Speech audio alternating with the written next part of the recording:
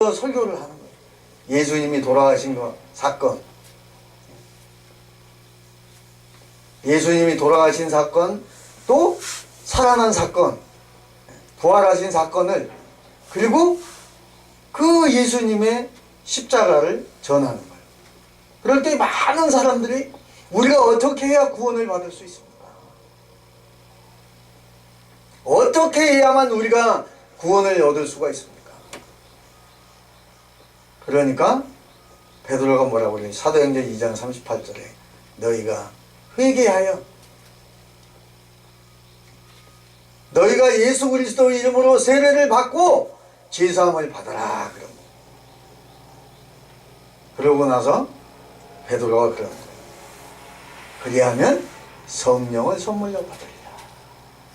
아멘. 성령은 선물로 받는 거예요. 그래서 성령이 임하면 방언이 터지기도 하고,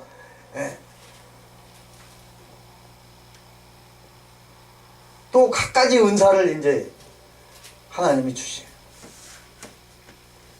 그래서 예수님의 그 부활은 기독교에서는 핵심이에요. 또 성령 체험도 또한 기독교에 있어서는 굉장히 중요한 의미를 가지고 있죠. 성령의 역사가 아니고는 예수를 구주로 고백할 수도 없어요. 베드로가 예수님을 주는 그리스도시여 살아계신 하나님의 아들이라고 고백할 때 주님이 뭐라고 그랬어요? 베드로 네가 고백한 게 아니라는 거예요. 인간의 이성적으로 고백한 게 아니고 하나님이 성령님을 통해서 고백하게 했다. 성령의 말하기, 성령의 하나님이 말하게 하심을 통해서 고백을 하게 된 거예요. 그러면서 이제 베드로에게 칭찬을 하면서 천국 열쇠를 줍니다. 그래서 예수님의 부활은 인간의 이성으로는 설명이 안 돼요. 과학적으로도 설명이 안 돼요. 더군다나 인간의 이 짧은 이 지혜와 지식으로는 부활을 설명할 길이 없어요. 방법이 없어요. 그렇기 때문에 부활을 인간의 지식과 인간의 논리로 알고 설명하는 것은 정말 불가능한 일이라는 거예요. 그런데 우리가 한번 생각해 봅시다. 믿음과 관계된 것 가운데 우리가 알기 어렵고 설명하기 힘든 것이 과연 부활뿐이에요? 아니에요. 주님의 그 십자가 사건도 인간의 이해로는 이성으로는 얘기할 수가 없어요. 설명이 안 돼요. 인간의 이성으로는 설명할 수가 없어요. 우리의 믿음에는 부활 외에도 인간의 지식과 논리로 알기도 어렵고 설명하기도 힘든 것이 너무나 많아요. 또 예수의 부활은 인간의 역사 속에서만 머물지 않고 역사를 초월합니다. 그래서 역사를 초월하는 사건이기 때문에 오늘 우리들까지도 놀라운 믿음의 신비가 될 수가 있는 사건이 부활 사건입니다. 여러분, 예수님의 그 부활을 우리가 인간의 이성으로 이해가 돼요? 안 되는 거예요. 우리는 그냥 믿어야 되는 거예요. 그 예수님의 부활을 어떻게 설명할 수가 있어요? 인간의 이성으로. 안 되는 거죠. 그렇기 때문에 설사 우리가 지식으로 알기 어렵고 논리로 설명하기 힘들어도 예수께서는 성경에 보니까 죽음을 이기시고, 따라합니다. 예수님은 사망을 이기시고 부활하셨다. 여러분, 이 사망을 이기고 부활하셨다는 것도 인간의 이성으로는 이해를 할 수가 없는 거예요. 왜냐? 인간의 이성으로는 도저히 설명이 안 되니까. 이해도 하다 안 되는 거죠. 이해도. 또 이 예수님의 부활을 믿는 사람은 누구나 예수께서 이 부활하신 예수, 그 예수께서 이루신 부활의 영광에 분명히 참여하게 된다고 그랬어요. 할렐루야. 부활의 그 예수님, 그 부활의 예수님의 영광에 함께 참여하게 된다는 거예요. 그래서 이 시간 함께 한번 인사를 나눕니다. 옆 사람에게 부활신앙으로 부활의 영광을 누리시기 바랍니다. 아멘. 부활의 영광을 누려야 돼요.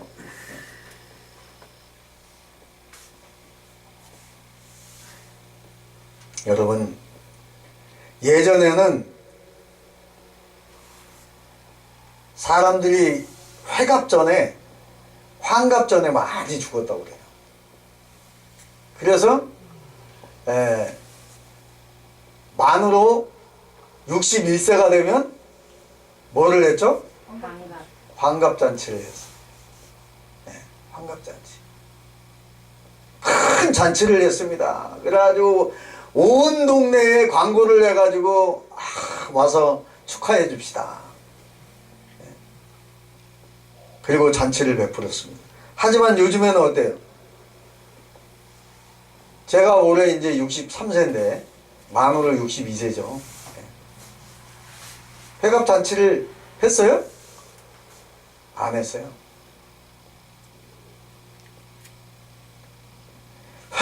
이 환갑 잔치를 생략하는 경우가 아주 많아졌어요. 오히려 60 전후로 해서 제2의 인생을 시작하는 시대가 되었다는 거예요. 요즘 말로. 그만큼 인간은 관리만 잘하면 건강하게 장수하는 시대가 되었다는 거예요. 장수하는 시대. 그래서 얼마 전에는 그 방송에도 나오는데 현대의 나이 계산법이 있다는 거야. 어느 우리의 나이는 50년 전에, 몇 년 전에? 50년 전에 살던 사람과 비교를 하면 본래의 나이에 0.8을 곱해야 된다는 거예요. 0.8. 그만큼 평균 수명이 늘어졌다는 거예요. 지금 85세가 되신 분은 우리 지금 85세 되신 분 없죠? 85세 되신 분들은 50년 전으로 얘기하면 68세와 같다는 거예요. 그러니까 지금 85세 사는 사람들은, 노인들은 과거에 50년 전에 68세를 살고 산 사람하고 똑같이 본다는 거예요. 그렇게 본다. 실제로 통계조사를 봐도 지금 85세 되신 분 노인 비율은 50년 전에는 68세 이상 된 분의 비율과 비슷하다는 거예요. 그만큼 환갑전에 많이 죽었다는 얘기죠. 아마 앞으로도 우리의 지금 세상 현대 의학으로 볼 때 의학기술의 발달도 더욱 젊어지고 더욱 건강하게 살 수 있을 거라는 거예요. 그래서 이제 요즘에는 몇 세 시대? 100세 시대라고 그래. 100세 시대. 어제가 아니고 그저께구나. 신정 목사님 어머님하고 통화가 됐어요. 그래서 통화가 됐는데 제가 이제 5월 8일이 어버이날이 생일이신데 5월 6일날 하시면 어떨까요? 그랬더니 6일날 쉬지 못하는 사람이 있다는 거예요. 그래요?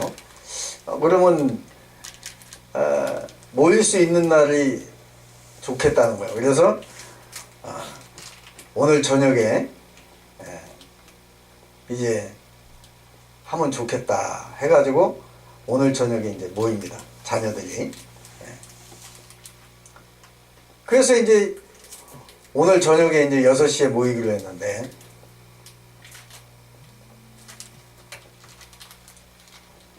부모의 마음은 이제 이런 것 같아요. 자녀가 얼굴 보여주는 것을 원하는 거예요. 명절날 특히. 명절날 부모님들이, 나이 드신 부모님들이 요즘에는요 너무 맞벌이 하다 보니까 얼굴 보기가 힘들대네.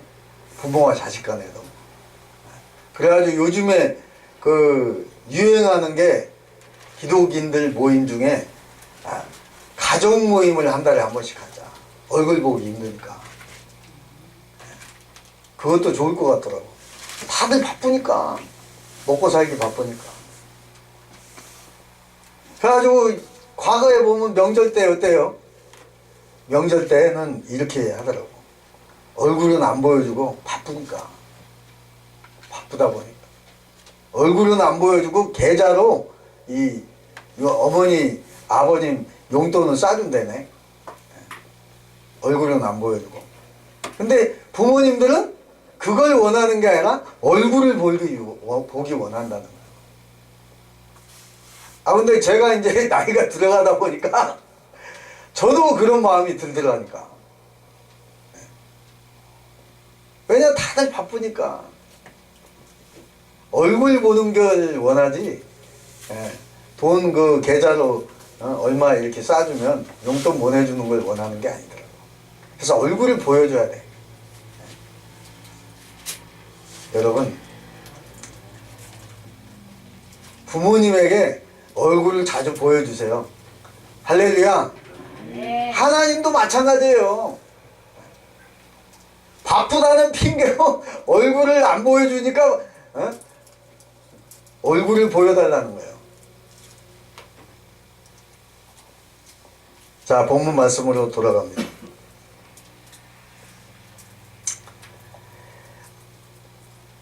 세상 평균 나이가 점점 이제 60세에서 70세로, 70세에서 80세로, 80에서 90으로 오늘날에는 100세 시대가 됐다. 우리 저 친할머니, 외할머니가 100살이 다 넘게 사셨으니까 우리 저 신종 목사님은 100살을 더 사실 거로 제가 믿고 전화 통화를 하면서 어머님은 무병장수 하세요. 제가 그랬어요. 그랬더니 뭐라 그러냐면 나보고 그러는 거야. 정 목사 위가 안 좋다며. 나 그 얘기 안 했는데 어머니한테 어떻게 아셨어요? 그랬더니 들었다는 거예요. 여러분, 자녀가 부모에게 이렇게 아프다는 얘기하는 거 그게 불효예요. 저는 얘기를 안 하는데 누구를 통해서는지 들었더라고. 그래가지고 뭘 했냐면 위가 안 좋으면 안 되는데 그러시는 거예요. 그래서 어머니, 친할머니하고 아버지를 생각해 보세요. 나는 주의 일 하다가 가면 이제 죽더라도 할렐루야, 할렐루야. 그리고 어머니처럼 할머니처럼 오래 살면은 감사할 일이지만은, 저 그렇게 오래 사는 거에 욕심이 없어요. 그랬더니 어머니가 하시는 말씀이, 야, 내가 먼저 죽어야지 아들이 먼저 죽으면 되겠냐? 이러는 거예요, 나로. 그래서 그걸 내가 뭐라고 얘기하기가 또 그렇더라고. 그래서 예, 알았습니다. 그럼 알았어요, 제가. 이제 제가 이 머리를 염색을 안 하다 보니까 흰머리가 이제 점점 늘어나는 거야. 양 사이드로 이렇게 빗을 비추면은 점점 흰머리가 늘어나네 이제. 그래도 뭐 요 정도 하니까 그것도 감사하지. 아무튼 우리가 부모님에게는 얼굴을 자주 보여주는 게 효도하는 거더라고.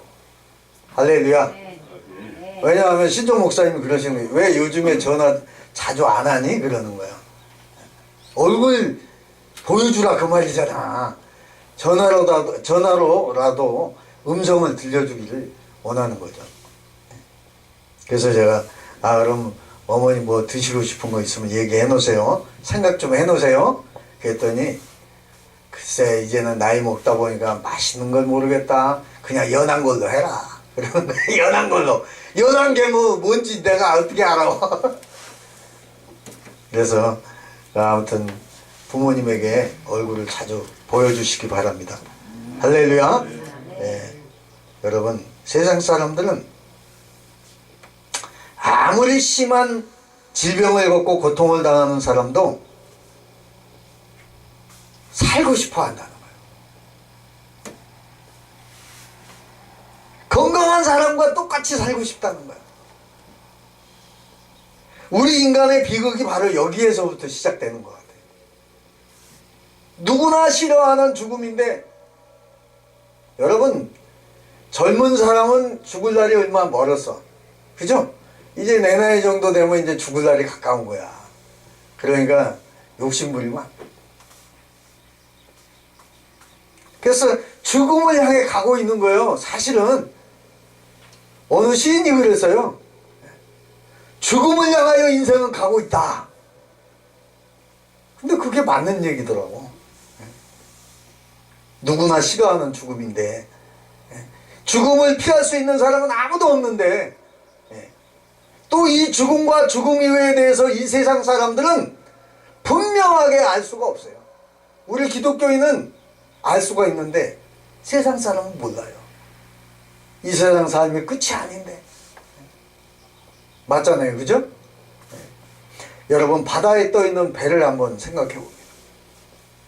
육지가 보이는 곳에서는, 육지에서는 동서남북을 알 수 있어요, 없어요? 알 수 있어요, 없어요? 육지에서는 동서남북을 알 수가 있죠. 해가 뜨고 지는. 네. 왜냐? 해를 보면 해가 어디서 떠요? 동쪽에서 뜨니까, 아, 해가 뜨면, 아, 저기가 동쪽이구나. 해가 기울면 어디가 서쪽이에요? 네, 해가 기우는 쪽이 서쪽이에요. 그래서 동서남북을 우리가 감을 잡을 수가 있어. 근데 바다, 망망한 바다, 바다만 보이는, 아무것도 안 보이고 바다와 하늘만 보이는 곳에서 동서남북 알 수 있어요, 없어요? 예? 힘드는 게 아니라 알 수가 없어요. 뭘로 알 수 있을까? 그럼 나침판이 있어야 알 수 있어요. 나침판이 없으면요, 동서남북을 알 수가 없어요. 여러분, 나침판이 없으면 구분할 수가 없다 이 말이에요, 동서남북을. 하지만 사방이 바다밖에 보이지 않는 곳에서는 나침판이 없으면 절대 알 수가 없어요. 육지에서는 알 수가 있지만. 우리 인간의 지식과 경험도 마찬가지입니다. 분명히 우리의 지식과 경험으로 알 수 있는 것이 많이 있는데, 하지만 죽음은 직접 겪기 전에는 알 수가 없어요. 언제 죽는다는 걸 알 수가 없잖아요. 그 시와 그 날짜는 알 수가 없어요. 대충은 이제 아픈 사람은 감을 잡고 있지, 언젠간 죽을 것이다. 왜냐하면 노안으로 점점 이제 늙어지니까 몸도 마음도 다 이제 가는 거죠. 근데 정신세계는 지금 정영정 목사가 63세인데 마음은 아직도 우리 도은이 나이야. 도은이 나이야. 마음은 그래. 점점 젊어져. 마음은 그렇다 이 말이에요. 마음은. 육은 늙어가지만. 우리가 삶에 대해서 공자가 이렇게 얘기를 했어요. 우리가 삶에 대해서도 잘 모르는데 어떻게 죽음에 대해서 할 수 있겠느냐? 맞는 얘기죠. 이런 말을 했어요. 그런데 어느 누구도 알 수 없는 죽음에 대해서 성경에는 이렇게 말씀하고 있습니다. 우선 성경에는 모든 인간이 죄로 인해서 죽게 되었다 기록되어 있어요. 그죠? 어디에? 창세기에 3장에 기록하고 있습니다. 죽음의 원인이 죄 때문이라는 거예요. 원래 에덴 동산에서 아담과 하와를 만들었을 때, 처음에 만들었을 때 죽었어요? 안 죽었어요? 안 죽었어요. 안 죽었어요. 그때는 안 죽은 거예요. 첫 번째 아담이 죄를 지은 거예요. 우리 조상이. 그래가지고 죄를 지어서 이제 뭐가 오게 된 거예요? 죽음이 오게 된 거예요. 그런데 마지막 아담, 예수 그리스도께서 우리들을 영원히 죽지 않게 하지 주신 거예요. 할렐루야. 네. 예수님은 우리의 희망이에요. 할렐루야. 우리의 소망이에요. 예수님이 아니면 우리가 여기 이 자리에 있을 이유가 없는 거예요. 저 바다로 가든지 들로 가든지 산으로 가든지 놀러 가든지 예수님 때문에 우리는 이 자리에서 찬양을 하고 예배를 드리고 기도를 하고 말씀을 묵상하는 것입니다. 아멘이죠? 예.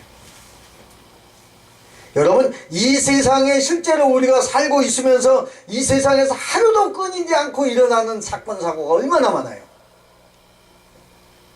TV 매스컴을 뉴스를 보면 희망적인 건 별로 없어. 요즘 뉴스 그래요? 보기 싫어. 보기 싫어. 안 봐. 그냥 아예 안 봐. 나는 안 봐요. 그냥 기독교 방송이나 보고. 뉴스 보면 보기가 싫은 거예요. 여러분, 끊이지 않는 사건 사고가 있어요. 그래서 이 TV를 보면, 뉴스를 보면 미워하고 여당과 야당이 서로 미워하고 시기하고 질투하고 갈등하고 분열하고, 또 거리를 보면 수많은 교통사고가 일어나고, 나라와 나라를 보면은 전쟁이 일어나고 분쟁이 일어나고, 이 사건 사고가 끊이지 않는 거예요. 그러다 보니까 걱정과 근심과 염려도 끊이지 않습니다. 무엇보다도 이 생명은 죽음이 훨씬 가까워지고 있다는 걸 느끼는 거예요. 죽음을 향해 가고 있다는 걸 느끼는 거예요. 이 나이 드니까 점점. 예수님 때문에 희망의 끈을 놓지 않는 거지. 죽음을 향해 가고 있는 거예요. 그럼 어떻게 해야 이런 모습에서 벗어날 수가 있느냐 이 말이에요. 우리가 알기도 어렵고 설명하기도 어려운 이 부활을 중요하게 생각하는 이유가 바로 여기에 있습니다. 모두가 피하고 싶은데 결코 피할 수 없는 죽음을 해결할 수 있는 분이 바로 예수를 따라합니다. 나의 죽음을 해결할 수 있는 분은 옆 사람 보고 예수밖에 없습니다. 아멘. 예수밖에 없는 거. 그래서 이 자리에 있는 거예요. 그래서 사도 바울은 죽음을 뭐라고 그랬어요? 따라합니다. 죽음은 죽음이 아니라 잠자는 거다. 예수님이 말씀하셨어요. 예수님이 누굴 보고 그랬죠? 죽은 나사로. 죽은 나사로. 나흘이나 됐어. 사흘이나 된 죽은 냄새가 나고 신체가 썩는 냄새가 나는 나사로 보고 예수님이 그런 거예요. 나사로야. 그러면서 뭐라고 그래요? 나사로는 잠들었다. 잠자고 있다. 그러면서 나사로야 나오너라 그러잖아요. 할렐루야. 나사로야 나오너라. 예수님이 말씀하시면 살아나는 거예요. 할렐루야. 그래서 우리 잠자는 자들의, 죽은 자들의 부활의 첫 열매가 되주신 분이 누구라고요? 예수님이시죠. 예수님. 그러니까 우리에겐 소망이 있는 거예요. 죽음이 그러니까 두렵지 않은 거예요.